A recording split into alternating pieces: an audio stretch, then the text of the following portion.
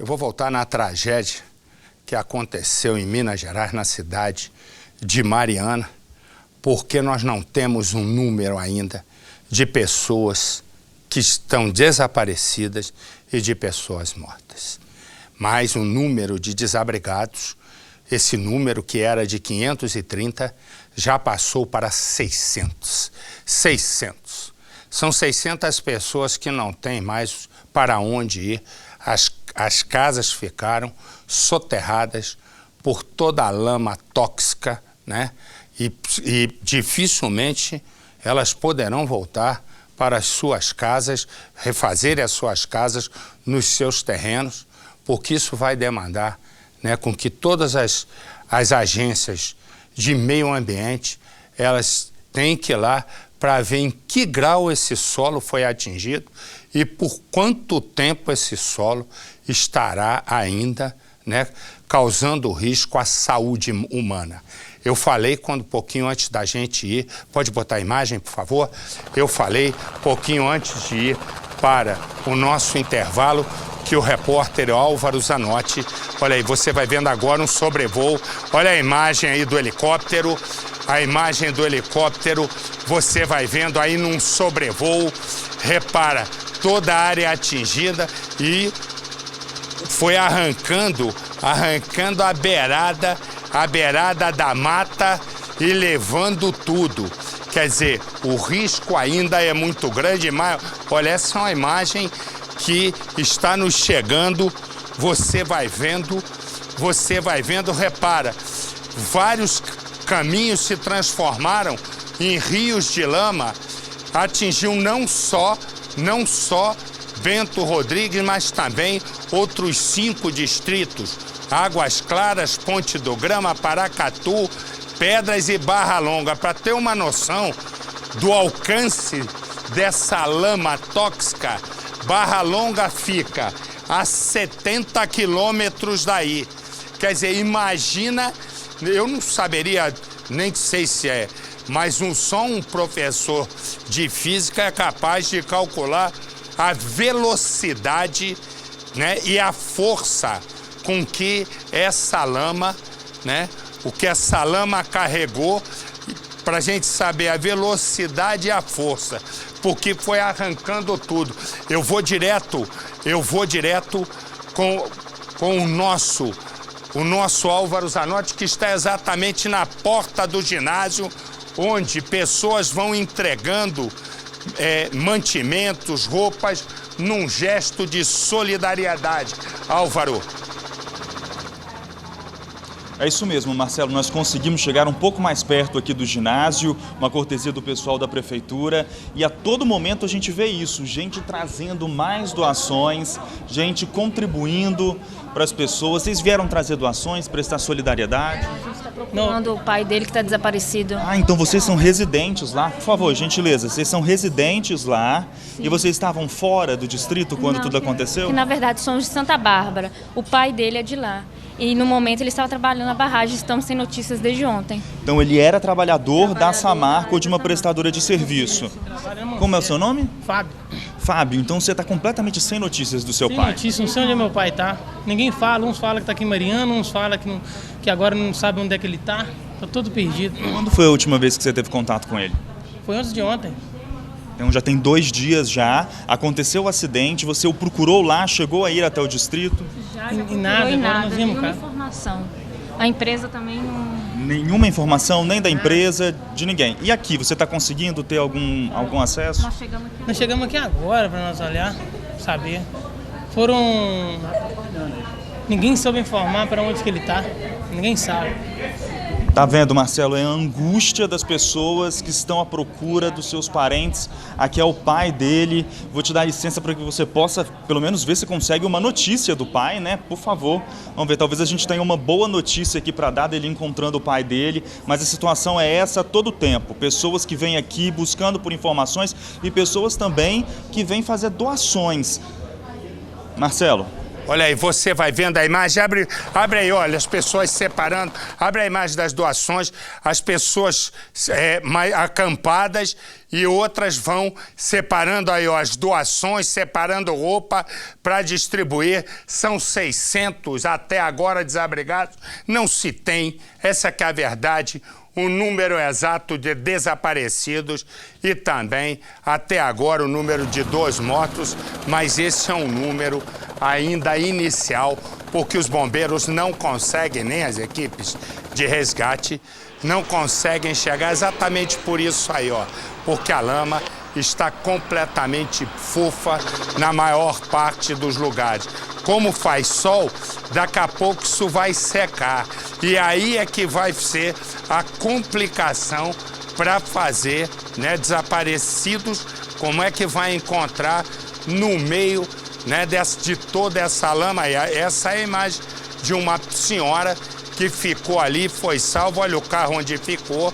E eu vou voltar com mais informações já, corta para mim. Já eu vou voltar lá com mais informações, enquanto o nosso Álvaro vai se deslocando, nossas equipes também estão se deslocando. Então, já eu tenho mais informações sobre essa tragédia que pegou a todos de surpresa na cidade histórica, né, de Mariana, em Minas Gerais. Já eu volto. Ploc.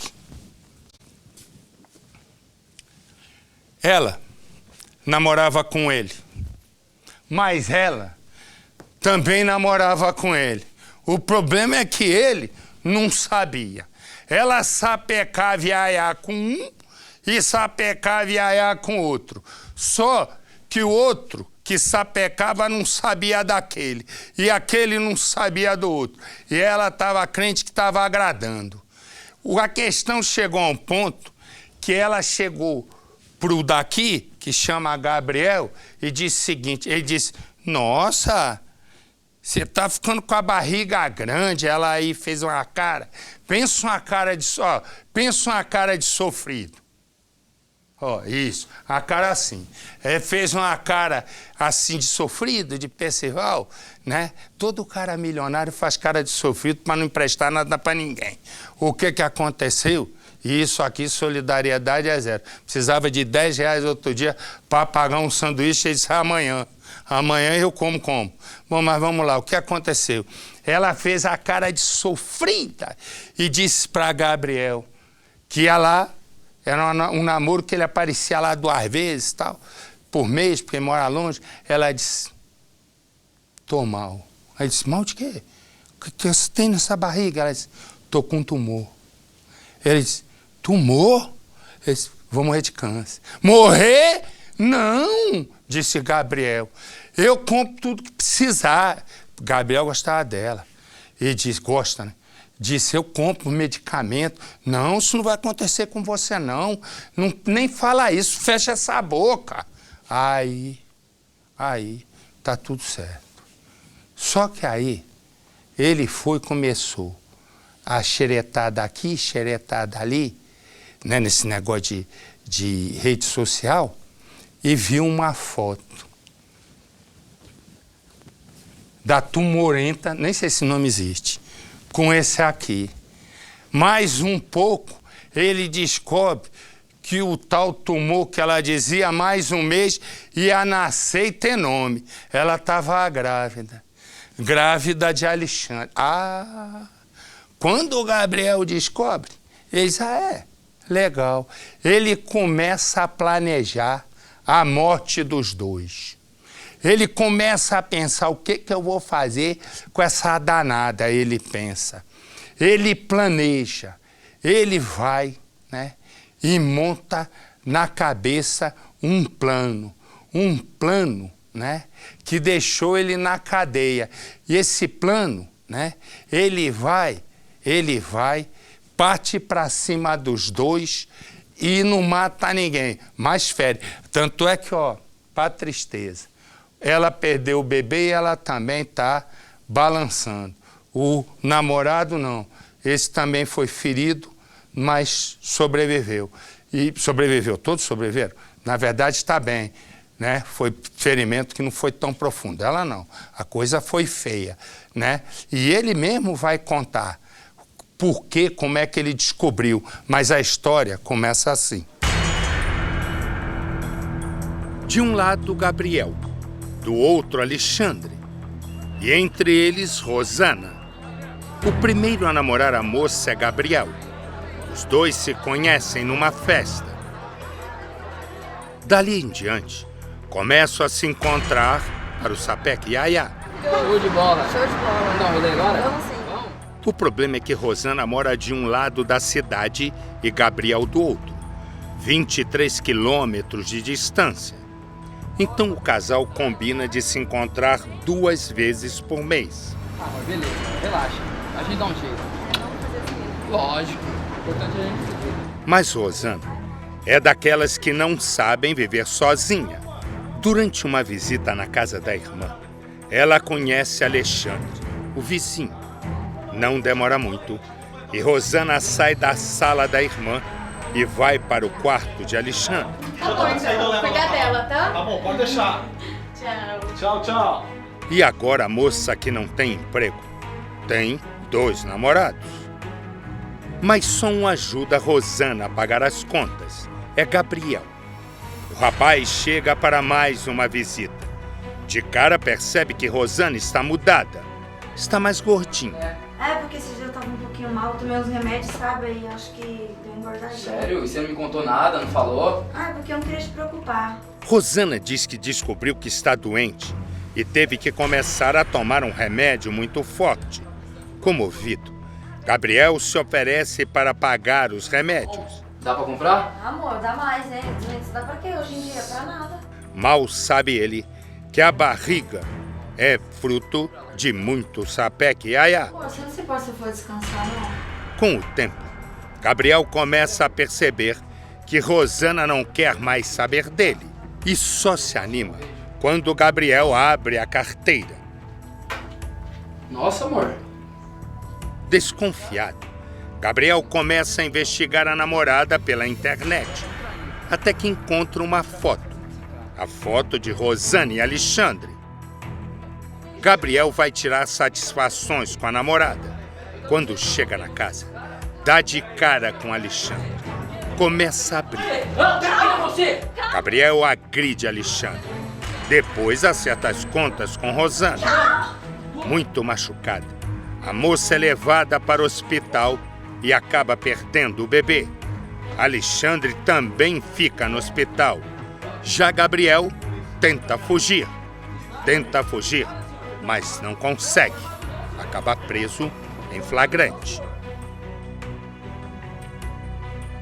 Uma garota, 2 rapazes, em um único relacionamento. Primeiro, Rosana conhece Gabriel. Foi em outubro do ano passado. O homem, agora preso, disse que conheceu a jovem num evento. Dali em diante, começaram a se encontrar. Eu comecei a gostar dela, a gente começou a namorar e tudo mais. Os encontros nunca eram perto da casa de Rosana. Gabriel era de outra cidade, também na Grande São Paulo. Ela morava em Mogi das Cruzes, ele em Arujá, 23 quilômetros de distância. Ele diz que ao saber que Rosana tinha perdido o emprego, decidiu ajudá-la com dinheiro. Como ela tem 2 filhos, ela falou pra mim que a situação era grande, ela tava passando um aperto em casa, tava passando miséria. Dava o meu salário pra ela todo mês pra ajudar. Essa ajuda que recebia, a mãe e a irmã de Rosana sabiam que existia. Só não sabiam de quem era. A gente sabia que ela dizia um amigo que ajudava ela. Ela comentava isso, às vezes também não comentava nada. Continuando a história, aparece Alexandre na vida de Rosana, vizinho da irmã dela, também na cidade de Mogi. Um não sabe da existência do outro. Tentamos falar com a família do Alexandre. O senhor sabe se a família sabia que tinha um terceiro envolvido nesse relacionamento? Nada, senhor. Desculpa eu não poder te ajudar. Em março deste ano, Alexandre publica na internet uma foto abraçado a Rosana e faz uma declaração apaixonada. O sorriso de Rosana vale mais que poesia. Ela começou a se esfriar, foi aí que eu desconfiei da traição. Dizia ela que ela não tinha Facebook nem nada, ela demonstrava ter caráter pra mim, mas aí eu tinha pesquisado no Face o nome dela completo e ela apareceu com outro cara abraçado.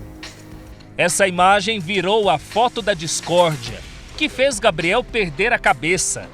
Ele decide ir até a casa da namorada, planeja o crime por meses.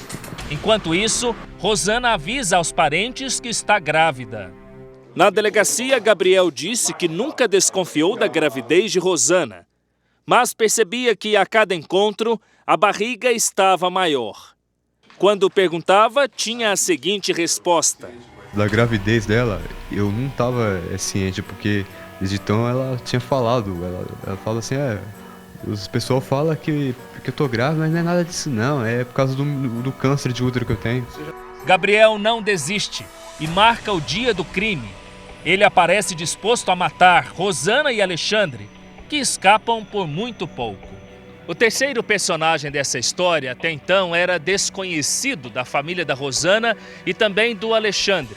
O Gabriel foi revelado no dia em que o crime aconteceu, quando chegou aqui na casa por volta do horário do almoço. Ele veio para cá trazendo um simulacro, que é uma arma de brinquedo, e também uma faca. Queria se encontrar com a Rosana. Chegando aqui, encontrou também o Alexandre. Houve uma discussão que virou briga dentro da casa, até que o Gabriel conseguiu atacar o casal. Feriu os dois. Tentou fugir, mas acabou preso a poucos metros daqui. A irmã de Rosana é firme na resposta. Não conhecia Gabriel. A gente não sabe nada dele. A gente só foi descobrir as coisas dele pelos policiais que passaram pra gente, entendeu? A gente não sabe nada dele, não sabe onde ele mora, não sabe quem é família, não sabe quem que ele é. Não sei se tem passagem pela polícia, não sei se não tem. Gabriel até então desconhecido da família da Rosana. Já o Alexandre não. Era bem conhecido, por sinal, um rapaz de família que foi apresentado a ele cerca de um mês antes da Rosana aparecer grávida e que teria até pretensões de se casar com a Rosana, que agora está no hospital, em coma, sem qualquer condição de dar a versão dela sobre essa relação tumultuada. Devido à gravidade dos ferimentos, o bebê que Rosana esperava morreu. Era um menino que estava no 8º mês de gestação. Rosana permanece internada na UTI do Hospital das Clínicas em São Paulo, para onde foi levada de helicóptero. Com a morte da criança, a situação de Gabriel pode se complicar ainda mais. Você tinha intenção também de matar ele? Não, no momento da briga, sim. Eu já fui com essa intenção. Quando eu já estava lá no fogo de momento, quando ela entrou no meio, eu já tive a intenção de matá-la também. Essa é a verdade. Ele está preso. Alexandre foi operado e passa bem, enquanto Rosana está entre a vida e a morte. Eu vou direto com a nossa Fabíola Rabo de Arraia, porque ela tem mais informações sobre o caso, inclusive para nos dizer se o Gabriel ficou preso ou se já foi solto. Diga lá, Fabíola, boa noite.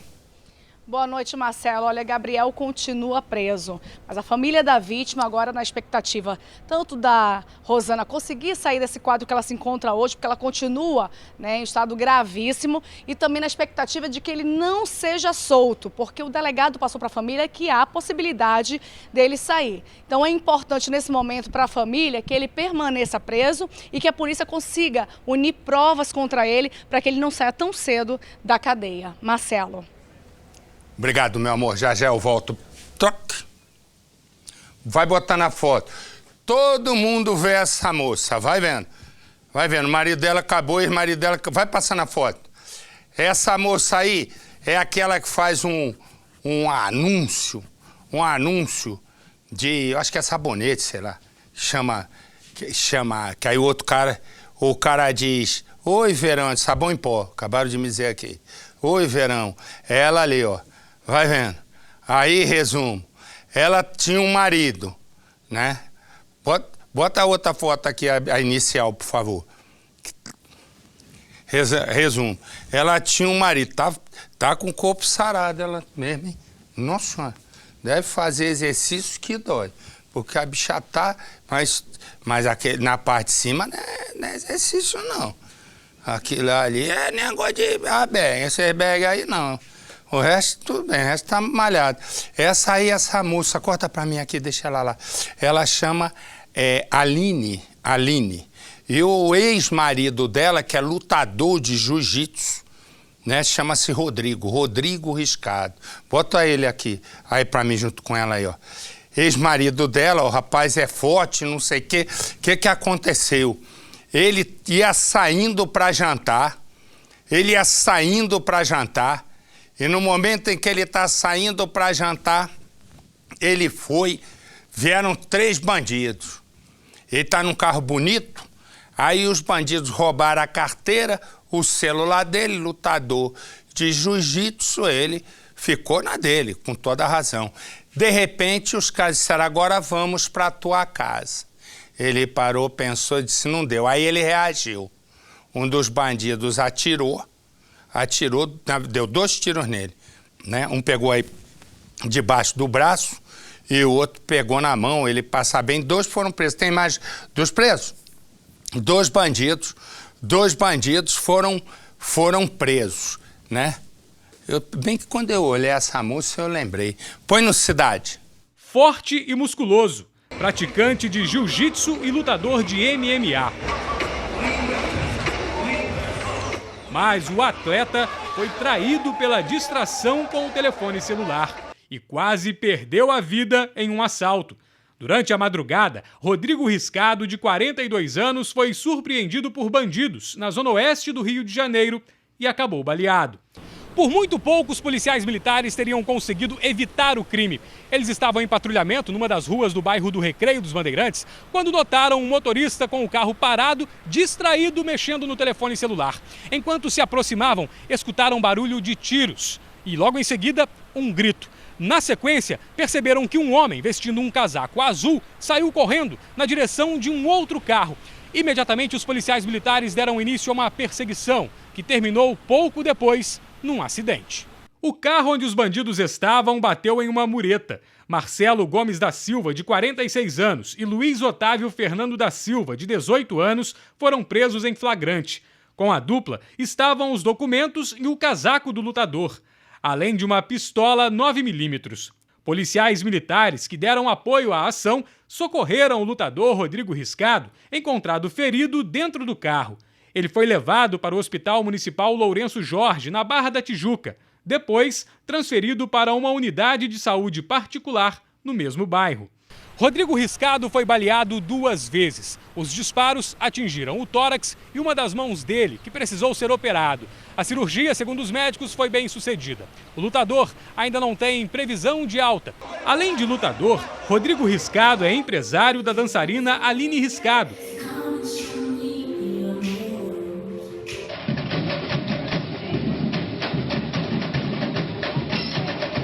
Com quem foi casado e se separou recentemente. Em um vídeo postado numa rede social, a dançarina pediu desculpas por não comparecer a um evento em Foz do Iguaçu, no Paraná, e justificou a ausência pelo que aconteceu com o ex-marido e também um problema de saúde enfrentado pela mãe. Eu tô aqui para pedir desculpas porque, infelizmente, eu não vou poder estar no evento hoje aí com vocês.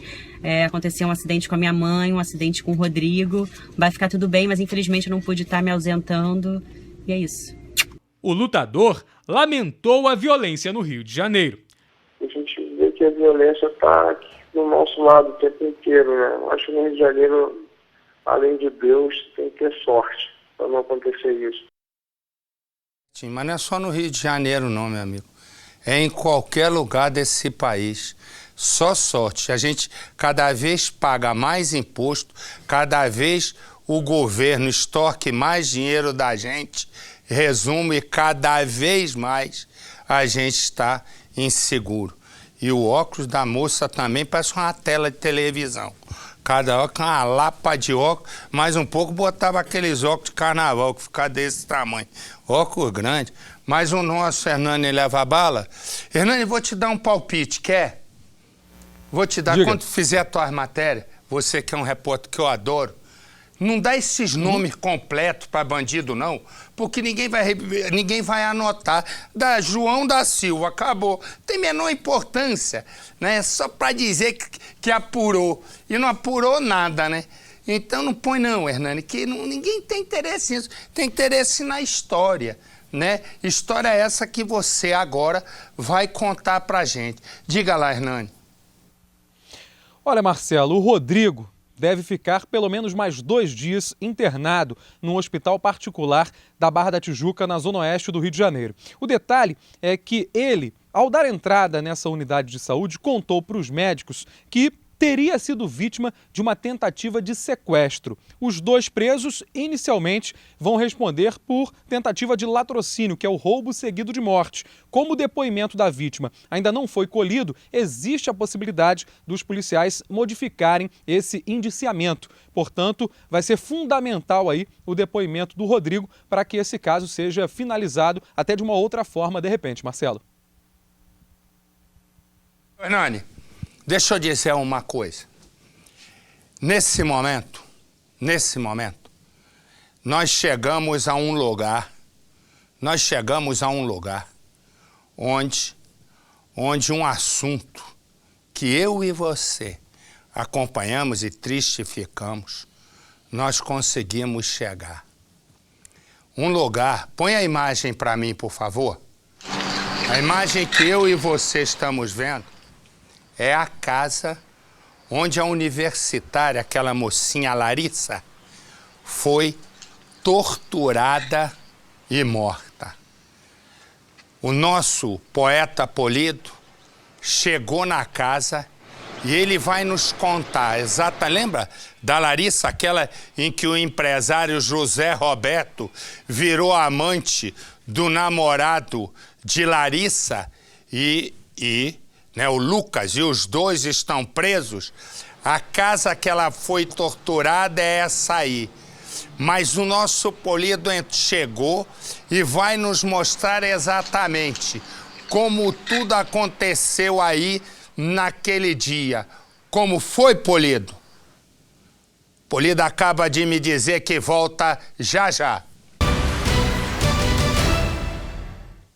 Mas como eu ia dizendo, o nosso poeta Polido encontrou a casa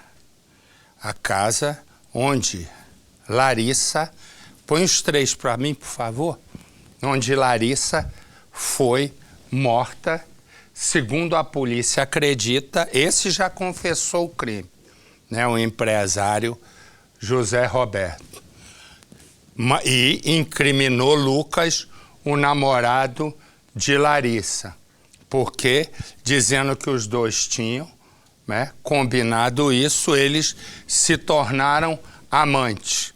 Larissa teria descoberto e chegou a perdoar Lucas, mas a situação acabou indo num caminho tal que eles, segundo José Roberto e a polícia acredita, tramaram matar a universitária. A questão, né, é a cara isso do Brasil. Na terça-feira, à noite, o corpo foi encontrado. Imediatamente o delegado foi de uma rapidez na investigação e ele, pimba, matou a charada. Lá já na quarta-feira, a charada já estava mais ou menos resolvida. E aí a casa, evidentemente, foi descoberta, né? E ele, o delegado, guardou em segredo e nem quis nos contar onde era a casa. O nosso poeta Polido é que foi lá e resolveu. Mas aí é que vem o impressionante. Quarta, quinta, sexta, ninguém fez a perícia na casa. Por quê? Porque os peritos estão sendo aguardados e eles têm que vir de Belo Horizonte. Como se Belo Horizonte eu dissesse para você, agora eu tenho que ir para o Afeganistão. Nesse tempo todo, por que a polícia quer, né? Vai botando imagens da casa aqui atrás, por favor. Por que a polícia quer, né, a perícia lá? Porque é a maneira, põe ali, por favor. O que ocorre? O polido encontra a casa onde, pode botar inclusive o GC, esse azulzinho aí. O polido encontra a casa onde a menina Larissa foi morta. E os peritos ainda não chegaram de Belo Horizonte. E a polícia está esperando por quê? As impressões digitais. Porque para confirmar a história do amante e empresário José Roberto, de que o namorado de Larissa e também amante dele, né, tem alguma coisa com crime, ali dentro da casa podem ter algumas evidências. Mas sem a perícia, nada caminha. E a perícia ainda não chegou, o que demonstra o cúmulo do absurdo. Põe no Cidade. Larissa tinha só 21 anos. A estudante morreu, segundo a investigação, depois de cair numa emboscada que tinha sido articulada pelo namorado, Lucas, e pelo amante dele, José Roberto. A família da vítima tem evitado falar, mas quando nos encontra, reafirma acreditar no jovem que continua preso, ao lado do empresário que confessou todo o crime. Ele foi preso justamente pela acusação forte, né, feita pelo próprio José Roberto, de que ele tinha envolvimento, de que ele era o mentor, de que ele pagou o dinheiro para esse fim. Ele encontra-se preso temporariamente, o Lucas nega qualquer envolvimento, mas nós estamos buscando agora outros elementos que possam comprovar ou não a versão do Lucas também. Hoje a polícia confirmou que também foi decretada a prisão de Wellington. O sobrinho de José Roberto está na cadeia. A polícia de Extrema age rápido. Com isso, há 3 suspeitos presos por envolvimento no sequestro, na tortura e no assassinato da estudante de biomedicina. Mas a questão é, para onde Larissa foi levada antes de ser morta? Os pais acreditavam desde o sumiço em sequestro, mas o resgate nunca foi pedido. Se Larissa estava nas mãos dos bandidos, onde está o cativeiro? Pistas nos levaram a este homem. Ele era, entendeu, uma pessoa normal, né? Nunca mais eu ia desconfiar dele, né? Entendeu? Que não emprestava água dele lá, ele não emprestava água para nós, certinho, entendeu? E eu cheguei a trabalhar no fundo da casa dele. Morava ele e o outro rapaz, o Antônio? Morava ele e o outro rapaz. O pedreiro passou semanas na casa do homem que ele chama de Beto. No caso, José Roberto Freire. Ele saía de manhã. Eu que estava trabalhando, eu via o carro passando com os dois. Ia para a loja e depois voltava? Ele ia para a loja e depois voltava, exatamente. Só que nunca passou na minha cabeça que ele ia aprontar isso, né? Acontecer isso com a pessoa dele, entendeu? Para mim, ele era uma boa pessoa. Só que agora apareceu o outro lado dele, né? Foi assim que a verdade apareceu. A polícia acredita que a jovem foi torturada e executada atrás deste muro. Foi para cá, no final daquela tarde, que os criminosos, segundo a investigação, trouxeram Larissa para a casa de José Roberto. A localização exata dela não pode ser divulgada, porque os peritos pretendem ainda fazer exames neste local. Inclusive, a informação é de que uma equipe especializada de peritos saiu de Belo Horizonte e está a caminho da cidade de Extrema, justamente para utilizar um reagente na cena do crime, o luminol, para saber exatamente onde tudo aconteceu e de que forma o assassinato passo a passo ocorreu. O que mais intriga, ao estar aqui na parte de trás da casa para não revelar a localização, é esse detalhe. A cerca elétrica foi arrebentada. Não se pode afirmar se no meio da madrugada recente, uma chuva caiu forte por aqui e derrubou o galho que simplesmente atingiu a cerca, ou se esse dano foi causado de forma proposital. Talvez alguém já tenha invadido a casa de José Roberto, a cena do crime.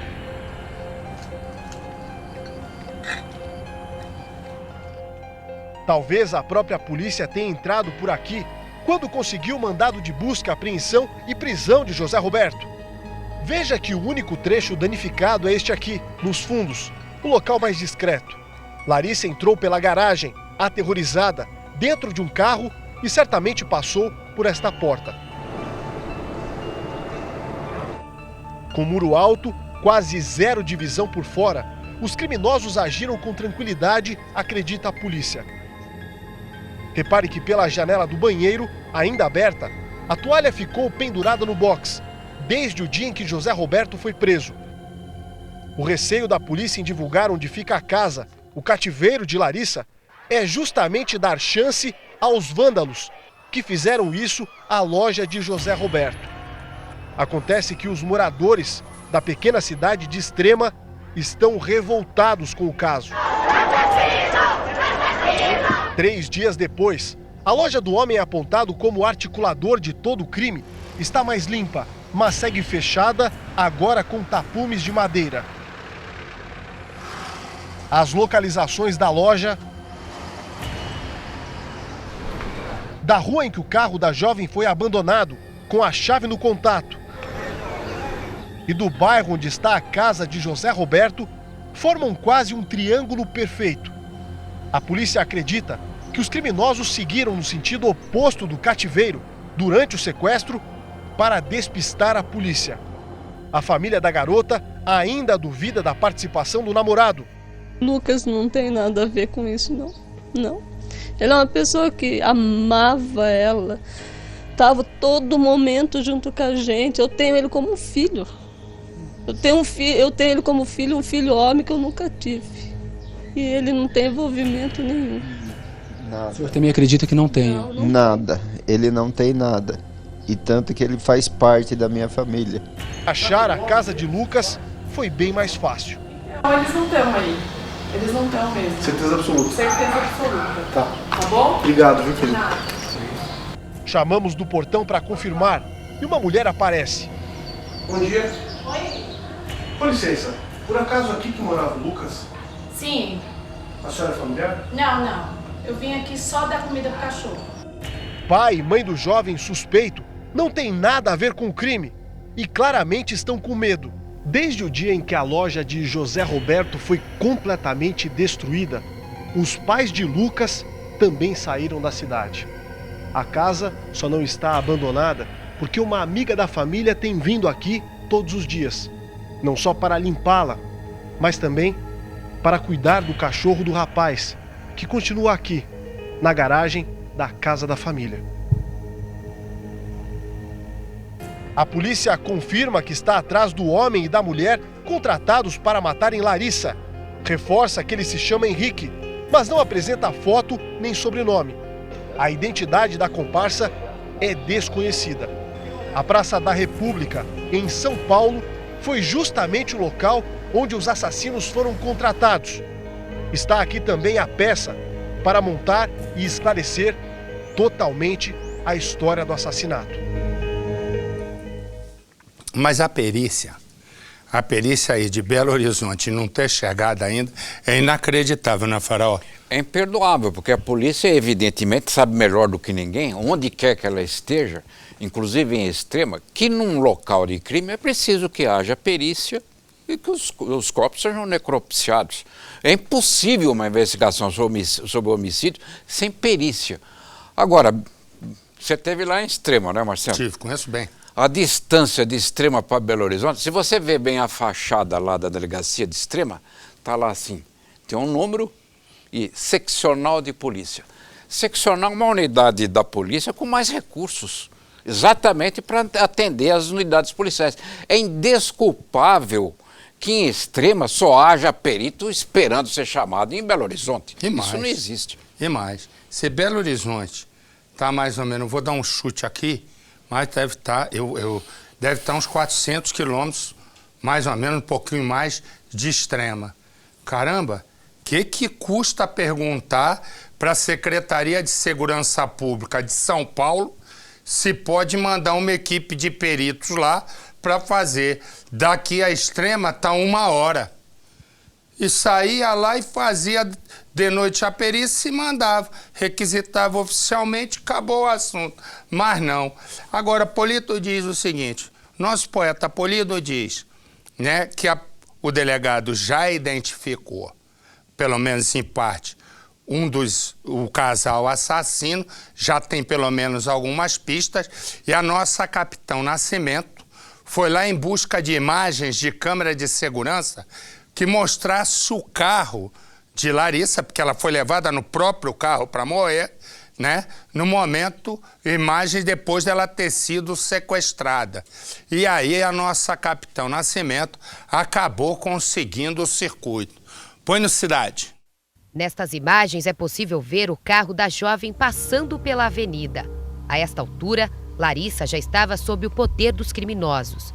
Nós voltamos ao estacionamento onde Larissa foi sequestrada e vamos tentar refazer o mesmo trajeto que o casal fez no dia em que a jovem foi assassinada. Segundo a polícia, eles saíram aqui da rodoviária de Extrema e seguiram direto para a casa do empresário José Roberto. Depois de analisar as imagens, a polícia descobriu que quem dirigia o carro era a mulher e que no banco de trás estava o homem, que a todo tempo ameaçava Larissa e a obrigava a ficar deitada no banco. As imagens que foram gravadas foram cerca de 2 minutos depois da jovem ter sido sequestrada na rodoviária. Depois disso, o casal seguiu o caminho para o bairro, onde fica a casa do empresário. Nesta outra imagem mais aproximada, é possível ver que uma pessoa de blusa vermelha está dirigindo o carro. Cerca de 3 horas depois desta imagem, Larissa foi assassinada. Pois bem, essa é uma pequena imagem, a única que se tem acesso até agora, e a nossa capitão Nascimento, que também vem junto com o nosso Polido acompanhando o caso, tem mais informações. Capitão. Marcelo, nós temos uma informação em primeira mão. Eu conversei hoje à tarde com um corretor de imóveis que contou que, semanas antes da morte de Larissa, o empresário Roberto procurou ele e disse que precisava vender a casa com urgência, que precisava daquele dinheiro e até deu um valor bem abaixo do que a casa dele vale. E que na semana em que a Larissa foi sequestrada, mais precisamente um dia antes dela morrer, este corretor ligou para o Roberto, conversou com ele e falou, vamos marcar um dia, eu vou aí conhecer a casa, ver as condições, em que estado está a sua casa, para poder colocar à venda. E o José Roberto disse a ele, não, essa semana eu estou em reforma aqui, não pode vir. Ele se negou, até porque no dia seguinte, Larissa ia ser assassinada dentro da casa dele. E é por esse motivo que a polícia acredita que ele vinha há dias ou meses premeditando o crime, Marcelo. Obrigado, capitão. Obrigado, capitão Nascimento. Vai continuar acompanhando. Me dá a imagem do preso. São 3. Vai botar a imagem lá da próxima. São 3 homens acusados de matar no Rio de Janeiro esse diretor do jornal Hora H que denunciava milícias que estavam entrando em Nova Iguaçu. E aí você vai vendo, esses são os responsáveis, segundo a polícia, pela execução. Põe no Cidade. Wanderson da Silva, o Bico, de 27 anos, Braulino Brejeiro Fernandes, de 30, e Celso Henrique Batista Ribeiro, de 40, são suspeitos de matar a tiros José Roberto Ornelas de Lemos, de 47 anos. Beto, da Hora H, como era conhecido, foi assassinado em junho de 2013 com mais de 40 tiros. O crime aconteceu nesta padaria em Nova Iguaçu, na Baixada Fluminense. Os 3 bandidos são suspeitos de integrar a milícia do bairro Corumbá. Segundo informações da polícia, Beto, da Hora H, foi morto porque, na época, impediu o grupo de se instalar na região. As investigações mostraram que um grupo de milicianos queriam se instalar ali na região de Corumbá, Santa Rita, Adrianópolis, que é uma região de Nova Iguaçu. E o Beto era uma pessoa nascida e criada ali, muito querida ali, e tinha o jornal, que ele inclusive fazia denúncias, pedia providências às autoridades para prender aqueles indivíduos. Então esses milicianos viam o Beto como um empecilho filho um problema na instalação da milícia que eles queriam. Eu sabia que o Beto era contra essa milícia. A polícia acredita que outras pessoas estejam envolvidas com o crime. Caroline e Jonathan. Eles se conhecem na infância. A amizade se torna namoro. Mas o namoro logo depois vai se transformando e vira tudo um tapas e beijos. Os dois trabalham juntos e perdem o emprego. Põe o início da história. Não tem uma rosa, mas vai... Caroline e Jonathan são amigos de infância. Moram na mesma rua, estudam na mesma escola e trabalham lado a lado. Ela tem 23 anos, ele 21. E de tanto ficar perto um do outro, eles começam a esticar o expediente. Mas o namoro é daqueles que dia sim e dia também tem briga. Mas aí você falou que é pra festa. Eu vou com você pra festa, pode deixar. Mas Mas eu horário? tô convidando minhas amigas também pra festa Você direto. tem, você falou que... Entre tapas e beijos, que Caroline e Jonathan se casam. Quando perdem o emprego na fábrica, eles se mudam para outra cidade. A partir daí, dessa mudança, que a vida também mudará. Caroline há de conseguir um emprego. Jonathan há de passar o tempo inteiro sentado no sofá. A partir daí, os beijos desaparecem e os tapas tomam conta da cena. Até que naquele dia,